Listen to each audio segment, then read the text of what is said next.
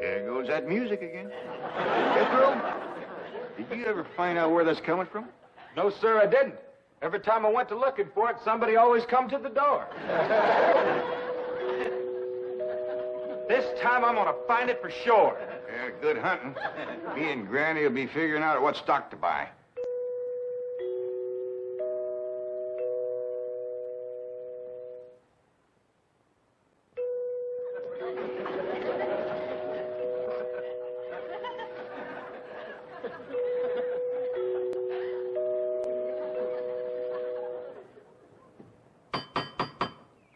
Doggone it, never failed. Howdy, Miss Hathaway.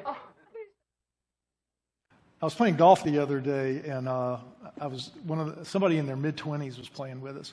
I said, "Hey, have you ever heard of the Beverly Hillbillies?" And he was like, "Huh?" You know. So they came in from the backwoods, and they noticed every time that noise or that chime, there was somebody at the front door. They didn't have any connection or correlation. They just knew that when they heard that, there would be somebody at the front door. So they noticed this pattern. It kind of reminded me of me when I was first studying prophecy, and I know some of you have heard this before, but I picked up a book at the airport one day, and I had no idea anything about prophecy. I didn't know a single thing about prophecy. And I started reading some of these things. It was a Hal Lindsey book, and I started reading this stuff, and I'm like, I grew up in the church, and I never heard any of this. I never heard any of this. So I became obsessive, for several years, and I was reading every single thing I could read. I was every point of view. I didn't know. In fact, I was a skeptic. I came in a little bit like Lee Strobel. I came in as a skeptic, kind of to disprove it, because the reason is the ramifications are so big. I mean, if you read prophecy pertinent to this generation, we're talking about very soon, life is going to change dramatically. And I think we'll be raptured before all these massive changes. We'll certainly be raptured before the tribulation. But we can see the tribulation, coming into view. And I noticed that the people that took an allegorical or approach, there was no consistency among those authors. It was all what they thought it meant. I think it means this. I think it means this. And I noticed that these people, primarily from Dallas Seminary, John Walvoord, Pentecost, all those great authors, they were all consistent. The people that took a literal view were almost 100% consistent among a wide variety. They were letting the Bible interpret itself. And that's what John said. Remember, that's what Peter said. And in 2 Peter said, prophecy is not a matter of man's interpretation. He said it in those exact words. It's not for us to interpret. It's for the Bible to interpret. And if you read through it, almost everything that's happened to this point in time prophetically has come true in a literal manner. So the more I'm studying this, the more I'm realizing that the allegorical approach just doesn't make sense. And they would take a literal view of Old Testament prophecy and then switch to an allegorical view for future prophecy, and that doesn't make sense. 28% of our Bible is prophecy, and I think it's one way God proves his existence. There's no other way that prophecy can come true like that without a God that knows these events in advance, and so if you take a literal view, what we're seeing in the last few years is lining up precisely, like prophecy would take us. So I've had no choice but to take a literal view, and that's been proven true over and over and over and over again. And if like a lot of people in a Catholic hierarchy in particular says, well, the book of Revelation is just apocalyptic, which means ignore it. It doesn't have any real meaning. It's all visions and dreams, and you can just ignore it. Well, really? So we would have all these prophecies that came true, and then all of a sudden, future prophecy is just like, we're going to ignore it. And I don't think you can ignore it. And we also remember how emphatic Jesus was about prophecy. He was emphatic. And last time we did this, we looked at, Luke 12, where Jesus said over and over and over, I want you watching the signs. I want you watching the signs. And remember what he said to the people in his generation, in his first coming. He said, you know the signs of the weather, and he was implying, what's important to you, because the weather was important for farming. And he said, when you see storm clouds coming in here, you know it's going to rain. When you know all that, that's important to you. but you don't even know the signs of my coming. You're a hypocrite. Think about that. Jesus said you're a hypocrite. Those people did not know the prophetic signs of his coming, which were clear. There was like over 50 very direct, very specific prophecies about his first coming that came true. And in addition, I stumbled on an article I'm going to quote a little bit that really captures my feeling. A guy named Joe Hawkins, and he said, quote, "I was saved, but my spiritual life lacked depth. The Bible felt distant. Relationship with the Lord was not what it should have been. I knew Jesus had saved me, but I wasn't truly living with an eternal perspective. At first, it was simply curiosity. I wanted to know what the Bible said about the last days. The more study of prophecy was not merely charts, timelines, or current events. It was about Jesus. And that's what this is all about. It's about Jesus." And he said, every prophecy points to his faithfulness, his sovereignty, his promises with his coming kingdom.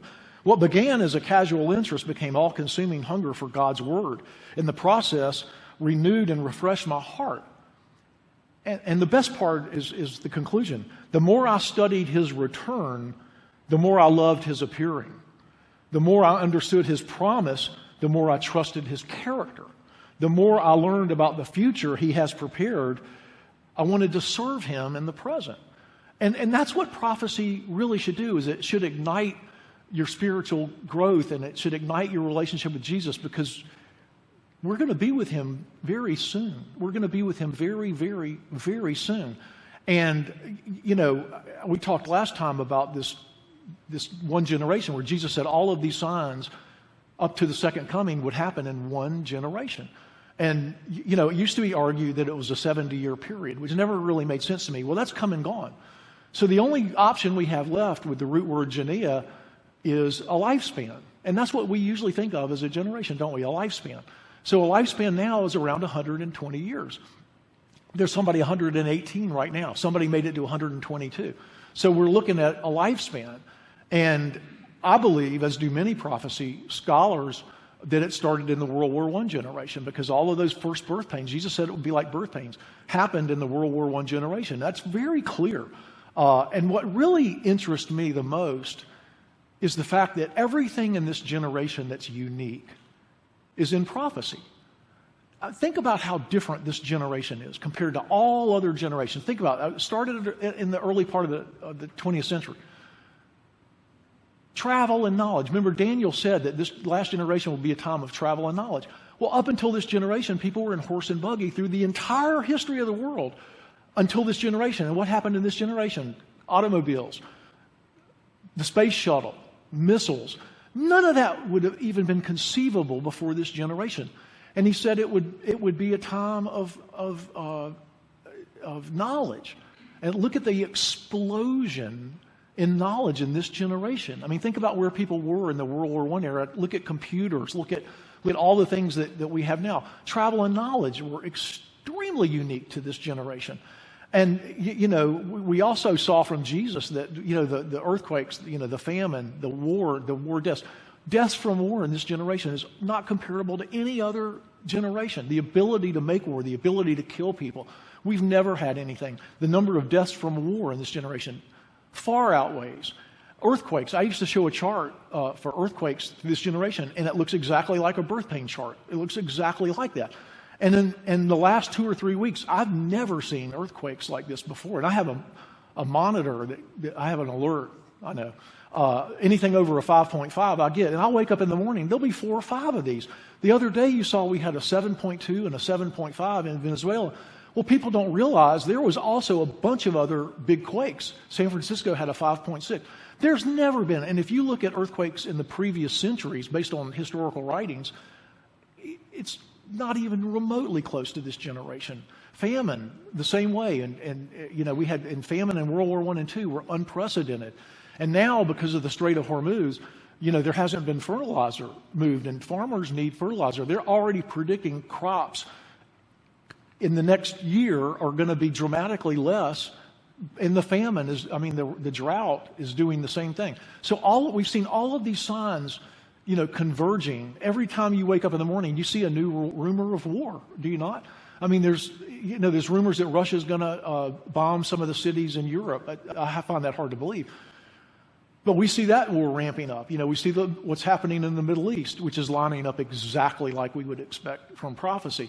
So my goal is to convince people that we are at the end of the age. I mean, if you're sitting next to me in a plane, if you're a police officer out here in the parking lot, you're going to hear about it from me because it's that big. I mean, and people need to be prepared, not to mention obey what Jesus said. Watch for my signs. Be ready. Watch for my signs. So what I want to do today, we've always talked about those generational signs that we just talked about. We always talked about those and how those are ramping up. And what I find really interesting now, as compared to the past, is we're starting to see the things that we know will happen in the tribulation lining up for the tribulation, which shows how close we are. So what I want to do today is go into some Daniel and Revelation that basically shows us the system that's going to be in place during the tribulation and how we're moving into that situation. And what I want to focus on is the Antichrist, this figure that we call the Antichrist, that's going to basically have world rule during the tribulation. And if you remember what Rod was talking about, Daniel was in Babylonian captivity, okay? And he's reading Jeremiah's prophecy, and he's taking a literal view. Jeremiah said it'll be a 70-year exile, and Daniel didn't look at that writing and go, well, that just means that we're going to be in exile for a long period. 70 years just means a long... No. He took it extremely literally. So if Daniel takes prophecy literally, I'm going to take it literally. So he knew they were ready to go back to the homeland. He knew they were getting ready to go back to Israel. And for whatever reason, God gave him the future prophecy as it pertains to the nation of Israel, all the way from Daniel's age to the second coming. Okay, Daniel was given that. One thing I find very interesting, Daniel was not given the church age. He was not shown, he didn't talk about it. All of his prophecy pertains to the nation of Israel. Remember Daniel 9 at the very beginning. He said, Daniel, these prophecies are meant for you and your people. Daniel and the Jewish, the nation of Israel. That's who these prophecies are about. Didn't mention the church at all, which I find very interesting. And we get that in Revelation. So what I want to do is basically show you the system that's coming into place and how close we are to that based on things that are happening today. So let me just quickly go through Daniel 2. Daniel 2, 7, and 9 are the key chapters, okay? And in Daniel 2 and 7, Daniel's given the same information in two different ways, okay? He's given, in Daniel 2, Nebuchadnezzar has this horrifying dream. And I don't know why it's horrifying. It didn't seem that way to me. And he wanted the astrologists and the soothsayers and anybody that might have knowledge of the future, he wanted them to explain this dream that he had. But he did one thing really weird. He said, I'm not going to tell you the dream. He didn't trust them. He said, you're going to have to tell me what the dream was and interpret it. Well, nobody could do that. Well, he was going to put these people to death for whatever reason. And Daniel was going to be included in these people that were put to death. So Daniel prays that he'll get an explanation of the dream. And it comes to him. And in fact, if you're reading Daniel 2, it says, this is the explanation. You don't have to create it yourself. The Bible gives it to us. They say, and I would read books where people would say, well, I think Daniel 2 means this. And it's like, no. He said, this is the explanation. It's right here. You don't have to make up something. It's right here. And it's the same thing in Daniel 7. So what he saw in Daniel 2, Nebuchadnezzar's dream was this statue. And the head was gold. Okay? And the chest was silver. And the midsection was bronze. And then the legs were iron. Well, that's kind of confusing, isn't it? Well, he was given an explanation. And what this was the 4 Gentile kingdoms that would rule over Israel in the future. And the explanation fits perfectly with those 4 kingdoms, Babylonian, Medo-Persian, the Grecian, and then Rome. Okay? And something interesting happened with this statue. The legs were iron, which represents Rome, the original Roman Empire. And then the feet became iron and clay mixture, which he said suggests that there would be infighting, that they wouldn't have their act together. Well, if you look at the first Roman Empire, they ruled like iron. There was no individual countries. It was all the Roman Empire. They ruled with iron. That's a perfect description. But then something happens. It turns to iron and clay, a mixture that would have a hard time remaining united. Well, that's exactly what the EU is.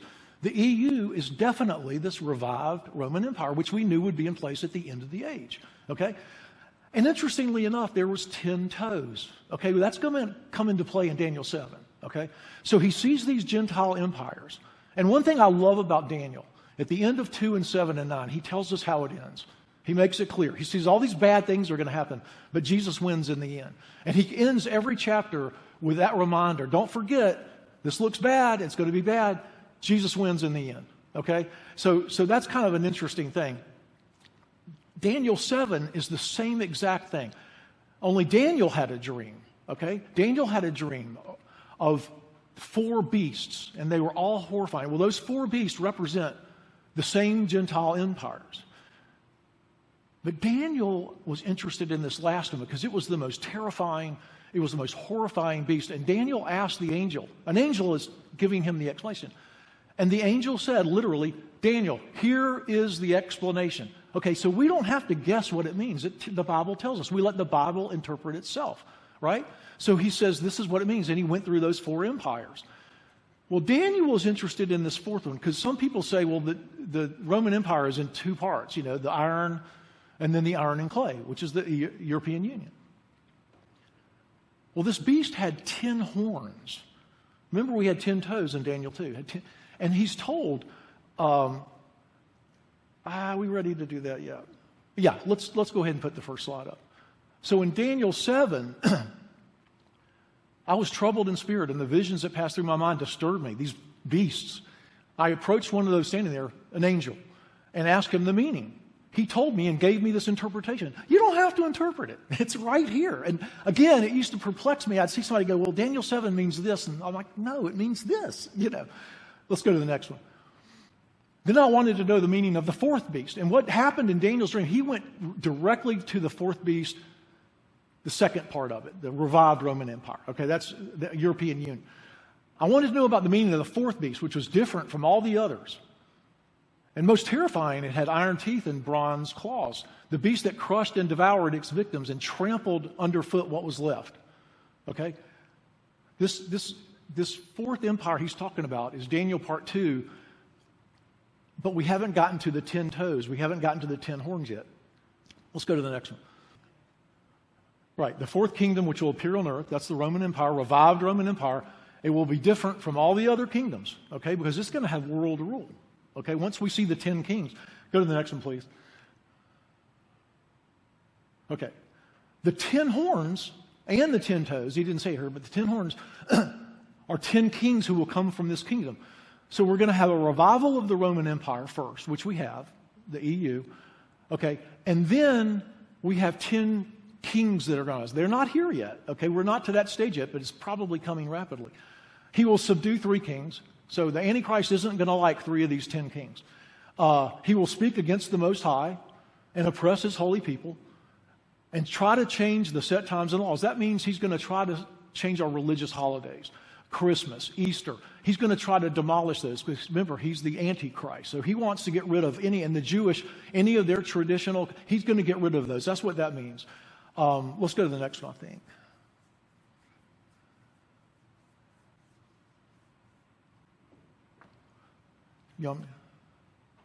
Okay, but the court will sit. That's Jesus. And his power will be taken away and completely destroyed forever. He's referring to the Antichrist. Then the sovereignty, power, and greatness of all the kingdoms under heaven will be handed over to the holy people of the Most High. That's at the second coming. His kingdom will be an everlasting kingdom. And all rulers will worship and obey him. We will rule with Jesus. So he gives us this reminder, okay, you're going to have this horrifying thing. You're going to have this tribulation. It's going to trample the earth. But this is how it ends, okay? And let me just say this. When Rod was looking at Daniel 9, Daniel was told that Israel would have a 490-year period. You're going back to the homeland. Let me tell you what the future is going to look like.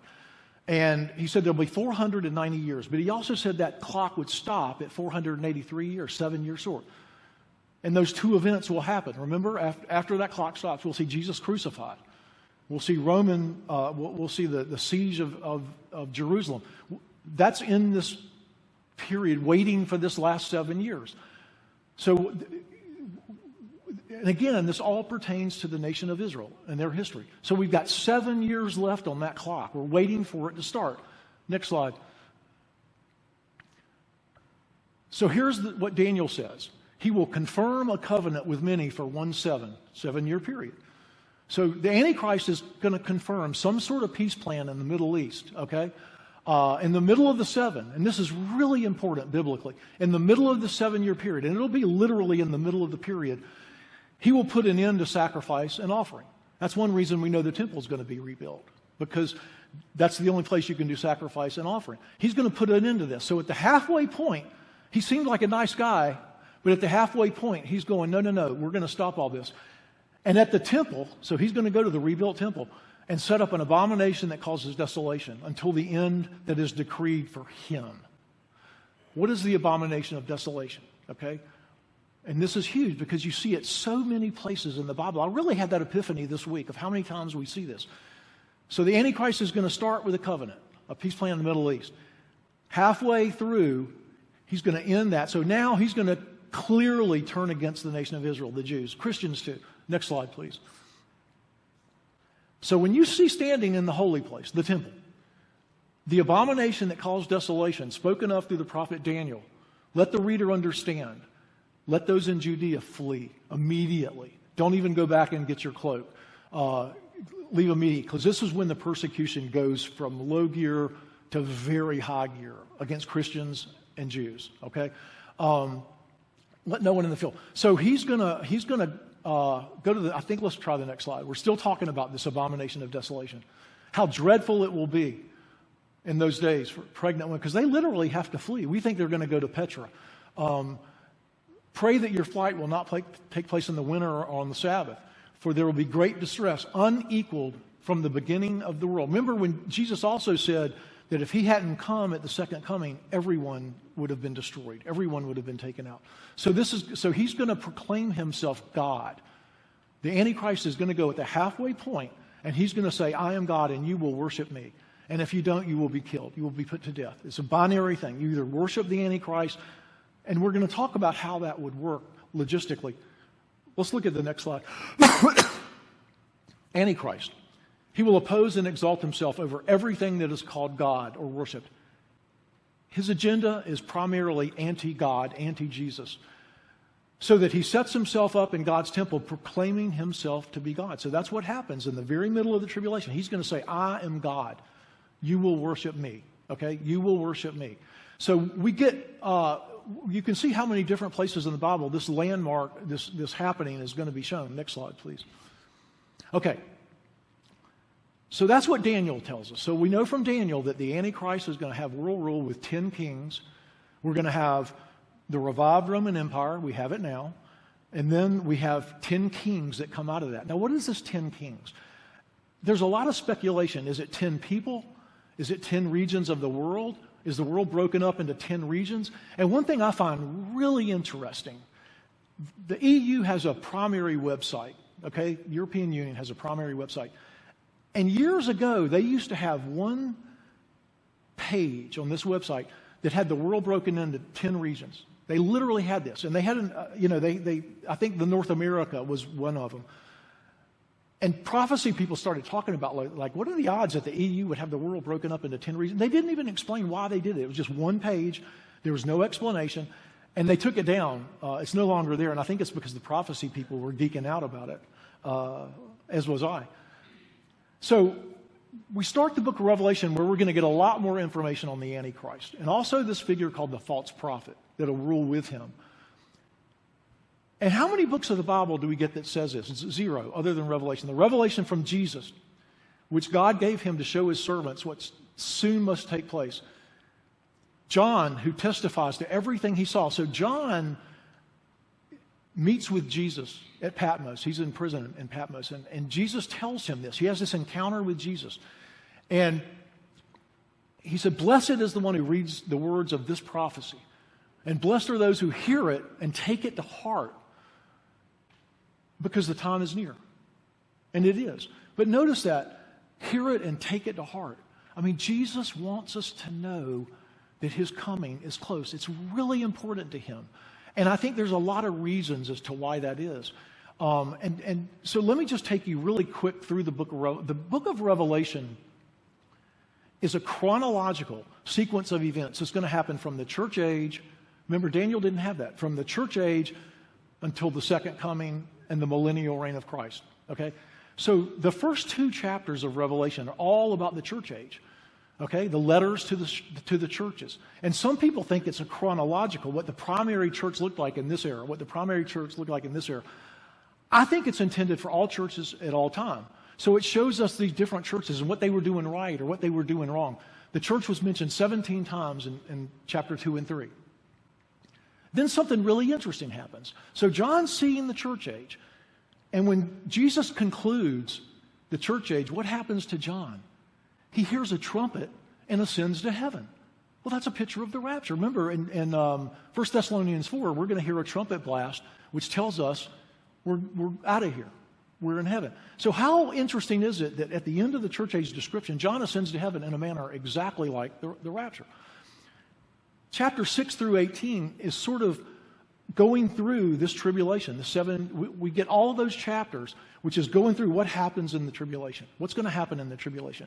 And in Revelation 6, which starts the whole thing, we see a ramping up of the birth pains.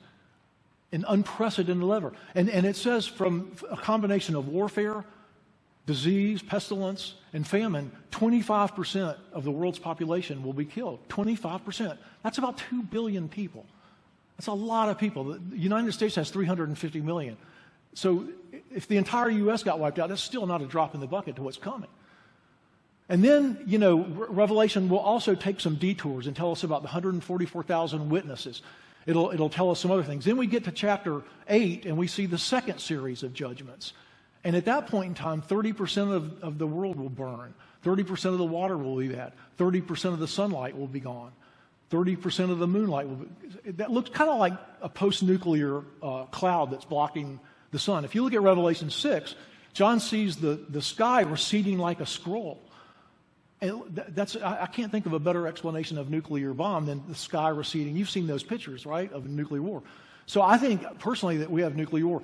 So, again, to chapter 8 and 9, we see 30% of the world population is gone. So at this point in time, we've lost 30% and 25%. That's over 50% of the world population. And we hadn't even gotten into the last series of judgments. Okay? So he goes through a lot of those things. So then in chapter 16, we have the last series of judgment. And let me tell you, it's really bad. I don't even want to talk about it, but it will be a horrifying time, to be on this earth. And then, you get to chapter 19, and we see the second coming.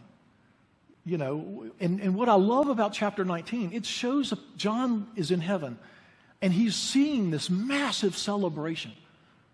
What are we celebrating? We're celebrating the fact that there's an end to Satan's reign. Satan owns this world right now. Jesus doesn't. Not until the second coming will Jesus rule this world. And we're seeing that coming. So chapter 19 is awesome. John says he sees a celebration that's as loud as the roaring sea. And guess what? That's us. That's us. We'll be there. We'll be there together. We'll be part of this celebration because Jesus is getting ready to come back for the second coming and put an end to all this evil, to put an end to sin, to put an end of Satan's reign.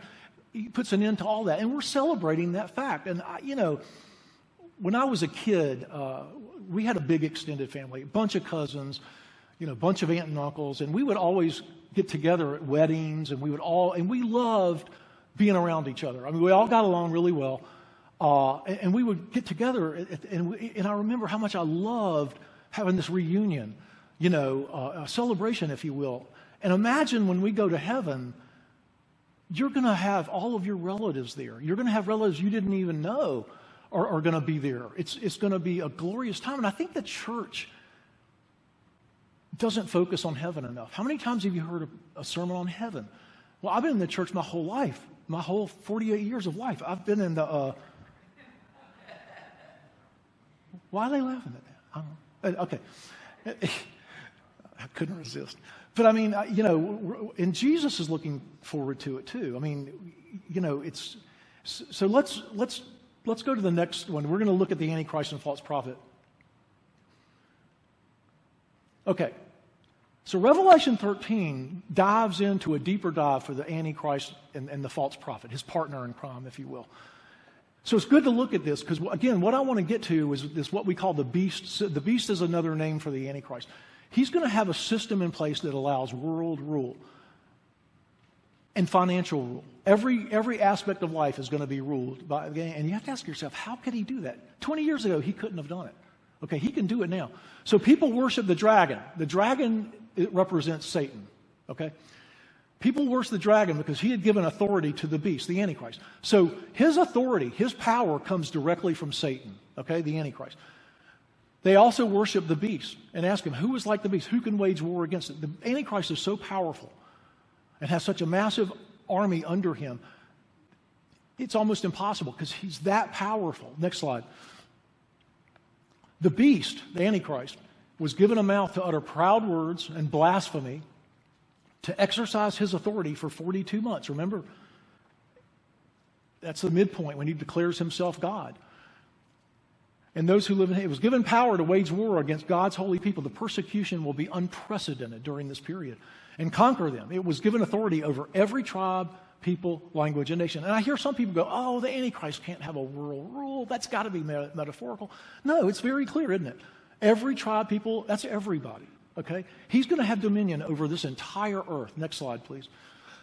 All inhabitants of the earth will worship the beast. Well, wait a minute. Aren't people going to come to Christ during the tribulation? There's going to be a massive coming to Christ during the tribulation. But he reminds us, all whose names have not been written in the Lamb's Book of Life. So in other words, if you're saved, you're not going to worship the beast. Okay? You're not going to take the mark of the beast if you're saved. So basically, all inhabitants, except those people who have come to Christ during the tribulation, will worship the beast. Next slide. Then I saw a second beast, and a lot of people don't know about this, coming out of the earth. It had two horns like a lamb. It spoke like a dragon. It spoke like Satan. It exercised all of the authority of the first beast. Okay, so he's got equal power, the false prophet. He's sort of like the religious leader for the first 3.5 years. And the Antichrist is more like a political leader. So you've got, but they both do the same thing, basically. It's two people in tandem. It had two horns like a lamb, but spoke like a dragon. In other words, it's going to look like, some people think it'll be the, I shouldn't say this. Some people think it could be the Pope at that time. So he's going to have two horns. So he's going to look like he's going to look like a nice guy. He's going to look okay. But then the words that come out of his mouth are like a dragon, like Satan. He had the authority of the first beast, the Antichrist. So he's got the same power as the Antichrist. And he made the earth and its inhabitants worship the first beast, whose fatal wound had been healed. Now, some people think that means he's going to get shot and be resurrected in a manner like, he's trying to copy Jesus. You know, Antichrist doesn't necessarily mean totally Antichrist. It also means instead of Christ. Okay, he's trying to paint himself as a Christ-like figure. And so people think, there's a lot of interpretations about this fatal wound. Some people think it represents one of the kingdoms being destroyed. Some people think he's going to have fatal wound and appear to be resurrected. Don't forget, Jesus said there'll be deception. And that's what we're seeing now too, aren't we? We're seeing a lot of deception. Look at this UFO thing that's being talked about. So all inhabitants worship the first beast who fatal wound. So maybe he does actually get shot and appear to be resurrected. It wouldn't surprise me. Let's not forget, Satan is setting up an unholy trinity. Okay? He's mimicking the Holy Trinity. So you have the Antichrist that would, look like Jesus. You have Satan who wants to appear to be God. And then you have this false prophet who is, like a representation of the Holy Spirit. So he's trying to create a Holy Trinity in a way. Next slide. And it calls the Antichrist it because he's a beast. He's the beast. Performed great signs, even causing, false prophet. Performed great signs, even causing fire to come down from heaven. He's going to look like he's doing miraculous things. Because of the signs it was given power to perform on behalf of the first beast, the Antichrist, it deceived the inhabitants of the earth. So again, we see this deception that's going to be taking place.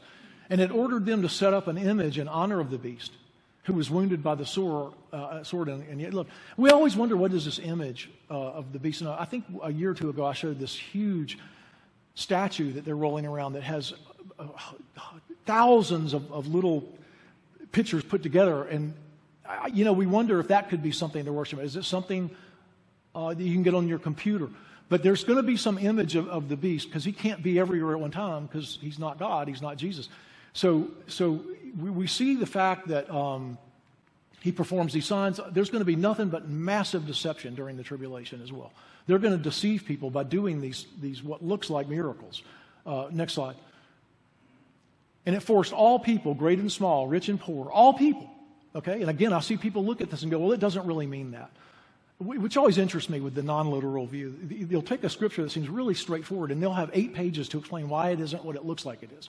And that's another thing that mystifies me about that group. To receive the mark, and this is the mark of the beast, on their right hand or forehead, so they could not buy or sell unless they had the mark, which is the name of the beast or the number of his name. And I don't want to get into the fog of the whole number 666. It's kind of irrelevant. But he's going to force everybody, to get it. So if you don't take the mark of the beast, you're going to be hunted down and persecuted and probably killed. And when you take the mark of the beast, you're essentially saying, okay, I follow Satan now. This is my declaration. I follow Satan. And the Bible tells us those people cannot be saved if they take the mark of the beast, because it's more of a confirmation of your worship of the Antichrist and Satan. That's what the mark of the beast is. So those Christians that are going to be persecuted, that have come to Christ during the tribulation, they're going to be hunted down. They're going to have to somehow get on the black market or whatever, because they won't be able to buy or sell. How can the Antichrist control buying and selling? 20 or 30 years ago, that would be absurd. I remember when Hal Lindsey wrote Late Great Planet Earth in '69, he said we have to have a cashless society for this to happen. And people mocked and ridiculed him and there's no cashless. Well, look where we are now, right? Look where we are now. And I mean, we're headed headlong into that. Let me look at the next. I'm not sure where we are. I might want to come back. Yeah. We're going to finish this up. The 10 horns that you saw, remember Daniel had those 10 horns in his room. The 10 horns you saw are 10 kings who have not yet received a king. They're not here. The European Union was formed, but we still don't have those 10 kings. That's pending. They have one purpose, these 10 kings, they have one purpose, to give their power and authority to the beast. And they will wage war against the Lamb, Jesus. But the Lamb will triumph. Another ending. Over them, because he is the Lord of lords and King of kings. And with him will be his called, chosen, faithful followers. We're coming with him. That's what that celebration's all about in Revelation 19. When Jesus comes back for the second coming, we are coming with him. So people that think there's a post-tribulation rapture, that doesn't make sense, because the Bible shows us in heaven before Jesus coming. We're already there. And another interesting thing is, remember chapter 2 and 3 was all about the church age. You see no mention of the church age. None. You see people that come to Christ. No mention of the church age until we get to Revelation 19 and we see the church in heaven celebrating. We're already there. Okay? So a post-trib rapture, for that reason alone, doesn't make any sense. Let's see what the next one. Let's go back to that one. So what I want to talk about now briefly is, and I don't know if you're aware of this or not, but we have these groups of powerful people in the world, these oligarchs, if you will. We have the World Economic Forum. We have the EU. We have the UN. We have the CDC, the World Health. And what's interesting to me about this coming global governance, and I hate to say government because it implies you vote for the Antichrist. No. There's going to be no voting. Okay, he's just going to come to power, okay, after he confirms this covenant, starting that last 7 years. He's going to come to power. And if you look now, we're actually, I don't know if you know this, and some of this is in the last 3 or 4 weeks. We're going to have a digital ID. Australia already has it. United Arab Emirates already has it. Saudi Arabia already has it. China already has it. Where you can't buy or sell unless you have a digital ID and coupled with a digital currency. Well, if you have a digital ID and a digital currency, that can be centrally controlled, okay? So they could shut you off, and they do it in China all the time. If they don't like what you say on social media, China can cut your finances off. We're already in that system in this world. The EU is talking about ratifying it at the end of this year. Okay, they're going to have a vote at the end of this year where they're going to have Europe go to a central digital currency and a digital ID. Some call it a digital wallet. That's coming in the UK. They're calling it a digital wallet. So if we had total cash, you couldn't do that. You can't control cash. If I want to go give somebody $20 for a new plant, I can do that. Nobody can stop me from doing that. But if you have a cashless society with digital ID, digital currency, that totally can be, that fits in perfectly with the mark of the beast, where you can centrally control buying and selling. Okay? And another thing that is interesting, if you look at a UN Agenda 2030, they hide behind saying, well, we need to have sustainability, climate control. They hide behind that, sort of like the digital ID that they're implementing to get on the internet. Well, we're doing it to save the children. Okay? So everybody has to have an ID to prove that you're over whatever the age is. I think 16. So we're moving rapidly to having a digital ID just to get on the internet. Okay? We're moving rapidly into that. So look at the amount of central control that you can have with this system. And then some people are real skeptical of a global governance. How in the world could we have global governance? Well, think about his deception, first of all. He's going to deceive everybody, okay? The Antichrist is going to deceive everybody. And he will have world control. But if you have these processes in place, then it would be an easy thing. And look at the UN Agenda 2030. Isn't that interesting? 2030. Which for me personally is right around the time the tribulation will be starting, okay? If not sooner. It would be the very latest in my view. If you look at Agenda 2030, it's basically a world governance. I mean, they're basically calling for a world governance. What happened during COVID? Remember what the CDC and World Health was saying? We need a global control of this disease. And did you notice how every country was in lockstep with one or two exceptions? They think there should be global. So there you have a global governance over healthcare, okay, just coming from World Health.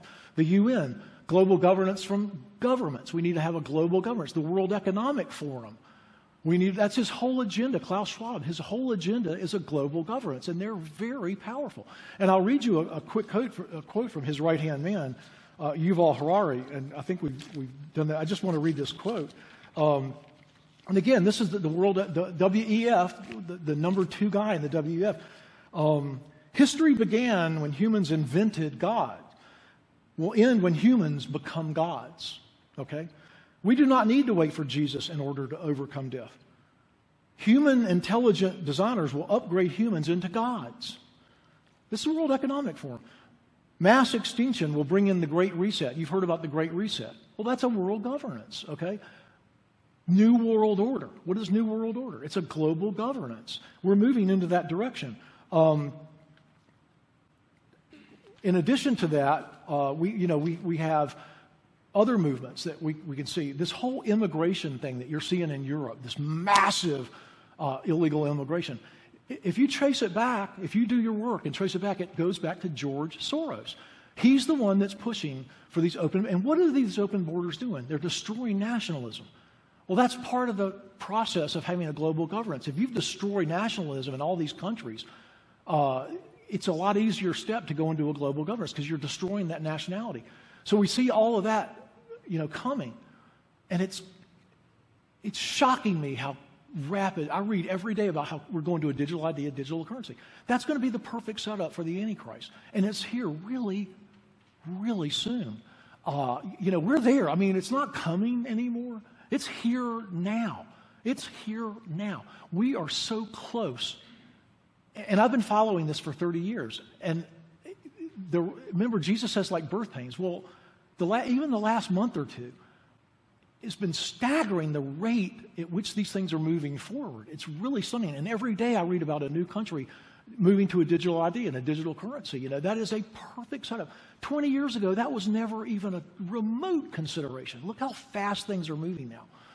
And so the point is, this is really big, and it's not to be ignored.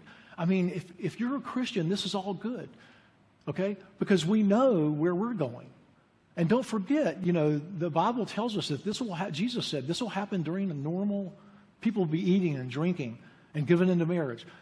That's going to be ending pretty soon. So we got to be out of here before that happens. Let's look at the next slide. Okay, so we're back to our celebration. Okay, I heard what sounded like a great multitude. The roar of rushing water, loud peals of thunder, hallelujah, God reigns. We're all excited. We should be excited right now because this is going to be coming for us pretty soon. We're going to be out there. And imagine we're celebrating, and over here I see the Apostle John, and over here I see Peter. You're going to be in the presence of these biblical people. You're going to be I can't wait to meet Elijah. You know, they're going to be with us in this celebration. We're all going to be together celebrating. Next slide. Let us rejoice and be glad and give him glory. For the wedding of the Lamb has come. The bride has made herself ready. That's us. Fine linen, bright and clean, was given to her to wear. Okay? We're going to have a bema judgment. It's actually a reward, Sarah. Each one of us is going to have rewards for the work we did here on earth. We don't have a judgment. Jesus took that judgment. We don't have a judgment. So when he says the righteous acts of God's holy people, we're all going to get rewarded for all of our acts that we ever did for Jesus, witnessing to somebody, whatever. We're going to be rewarded for that. Next slide. Is that it? Okay. So here's my point. And I'm not a crazy guy. Well, I kind of am, but we're so close, and it ought to be transformational. You know, it ought to be transformational. Just like that thing I read, J.D. Farag. Deb and I have a ritual every Sunday night. We watch J.D. Farag because he does a prophecy update every week. It's actually really good. And this week, he focused on how transformational this information should be. It should ignite our passion for Christ. You know, it should ignite the fact that the hardships of this world. I mean, I have some people, you know, they're like, well, I just had a baby. You know, I want to see, I've just started a new job. And I'm like, are you kidding me? You know, I mean, you're going to have all of that and all the good things that are here, your love for your children, even your pets, you know, I think will be there. I love what Mary Neal said. Mary Neal wrote 7 Lessons from Heaven. She had a near-death experience, orthopedic surgeon. It's a really good book. And she said, when I was in heaven, she said, it felt like, you know, first of all, this is home. Immediately when she got there, she felt a familiarity with it. This is home. Being on earth was like being at camp. You know, when you're a kid, you go to camp, you know, you're there for a temporary period of time, you have fun and all, but at the end of the week, you're ready to go home. And she said, being on earth is kind of like being at camp. This isn't our permanent place. Our permanent place, our real place is up there in heaven. That's our home. And Jesus is preparing a place for each of us. Remember John 14. I prepare a place for you. And if I prepare a place for you, I will come back and I will take you where I am so you can be with me. Now, he doesn't do that at the second coming. It has to be a rapture reference, okay? So it gets to the wedding ceremony in Galilee at the time of Jesus. And what they would do, they would have an engagement. They didn't call it that, but they would have an engagement. And the two fathers would agree to whatever they were going to do, you know, with a glass of wine. They would confirm this engagement. Well, after that engagement, the groom would go back to the father's house.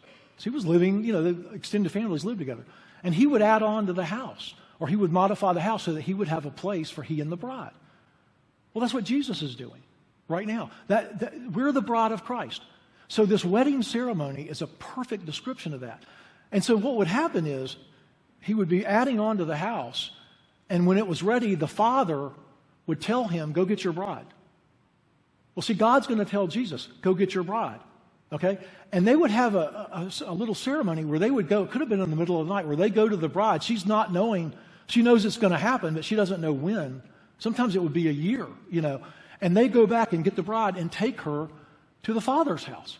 That's an exact analogy of the rapture of the church. Exactly. And it's exactly what he said in John 14. I will go there and prepare a place for you. Can you imagine what your place will be like? Because this is real. And my fear is that people sort of put heaven in an abstract, you know, why worry about that? You know, when I get there, I'll get there. I'm not going to worry about that. It's a real place. It's there now. And it's more real than this earth. Okay? And very soon, you're going to see this place that Jesus has prepared for you individually, okay? In your case, you'll have a bunch of deer and woods where I know what yours is going to look like, right? So imagine Jesus loving us so much, and imagine what that place is going to be like. Imagine meeting all of your relatives. Imagine meeting biblical characters, okay? And then we're going to have the wedding supper of the Lamb. So when the bride came back they would have a 7-day period. Think about the 7 years. They have a 7-year period where they prepare, people start coming from out of town. Remember, Jesus showed up at the wedding late when he performed his first miracle, So people would come in for those 7 days while the bride and the groom were consummating for 7 days. Well, we're going to be in heaven for 7 years before we come back. The analogy is perfect. The analogy is perfect. So we're going to go there. And I mean, that should be exciting in my view. I don't know about you, but I'm a little tired of this earth, to be honest. I mean, there's not that much here that interests me anymore, And so if we're right about this 120-year generation, it can't be much longer than maybe a couple of years. And it could be tomorrow. It could be tonight. I mean, the rapture can happen at any time. We just know that it's going to happen prior to the tribulation. Okay? We know that. We will not be here for the tribulation. So if the tribulation is within 2, maybe 3 years, we have to be gone really soon.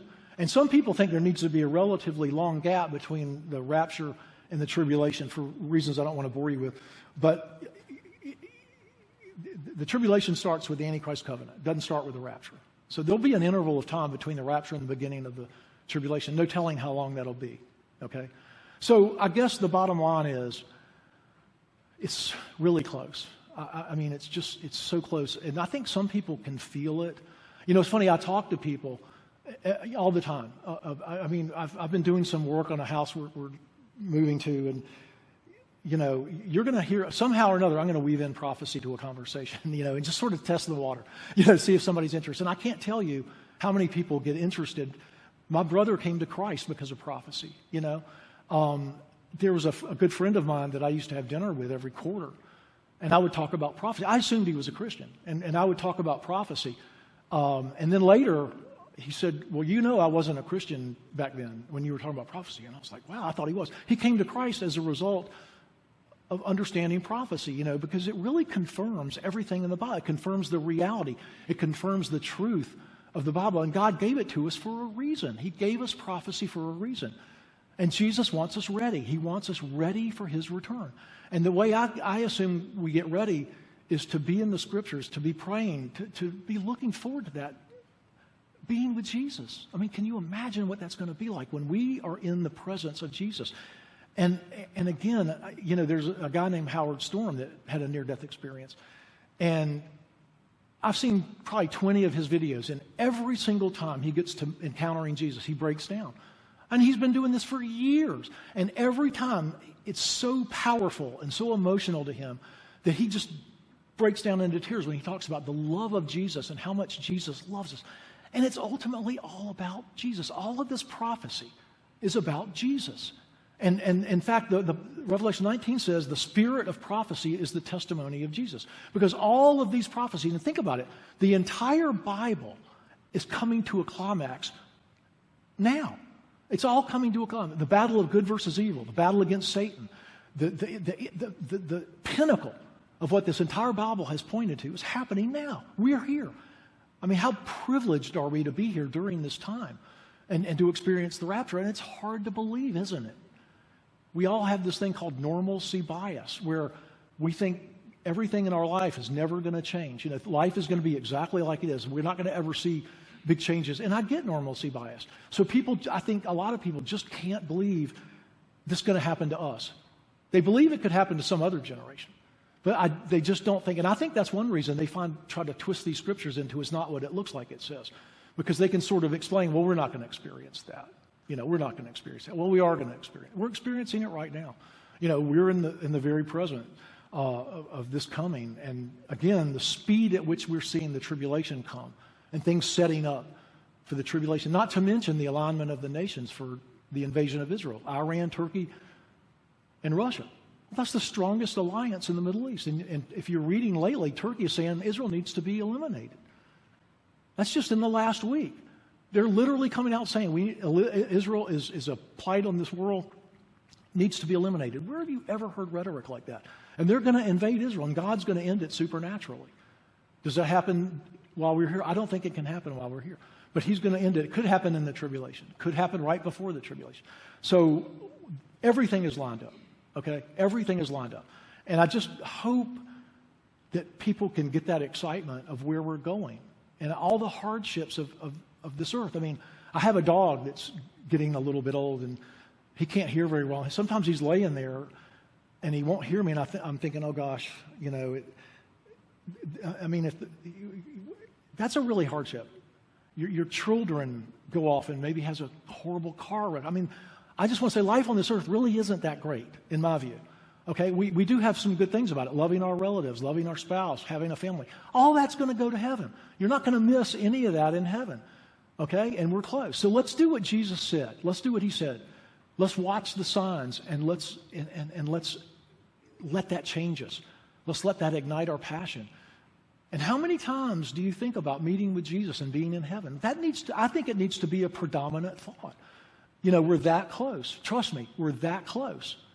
So let's focus on that. Let's focus on being ready, like Jesus said, and not be a hypocrite that doesn't know the signs of his coming. Okay? And my feeling is, with all of my massive sins, at least when I meet Jesus, he knew I was looking for his return. And I mean, I can't imagine what it's going to be like to be with Jesus. And then we come down for the millennial reign after 7 years, and we'll rule this earth with Jesus. It'll be like Adam and Eve had in the Garden of Eden before sin. It's going to be almost a perfect world. And Jesus will be in Jerusalem, and I mean, you can read about that in various Old Testament scriptures, what that's going to look like, in addition to Revelation 20 talks about. And then Revelation, the last 2 chapters of Revelation give us a glimpse of our home, New Jerusalem. That's sort of like, think of it as a city and a bit bigger. Heaven's a lot bigger, but we get a description of what New Jerusalem is going to be like, our personal home, and that in that area where all of us are going to be living, and it's going to be huge. We even get the dimensions of New Jerusalem. It's basically going to be from, if you looked at the Mississippi to the East Coast, Canadian border to Florida, that's roughly the size of what New Jerusalem, it's a subset of heaven. And that's where we're going to be eternally, okay? And during the millennial reign, I think we're going to be able to come and go from New Jerusalem because it's our permanent home. That's where we're going to be forever. And it looks pretty cool. There's going to be no pain, no suffering, no hardship, no tears, no crying. It's going to be a perfect world, and we're going to be in the very presence of God. New Jerusalem will be lit by the light of God. There's not going to be any night. So if you're thinking, well, I just got a promotion, I'm pregnant, I really want, really? Really? It's going to be great, and it's going to be soon. Let's pray. Father, we thank you so much for giving us the future so we can plan. We thank you so much for the love that you have for us, the sacrifice you made for us. We thank you so much for giving us a world that will be devoid of all sin and all hardship and your love for us. And we know that you're anticipating this gathering up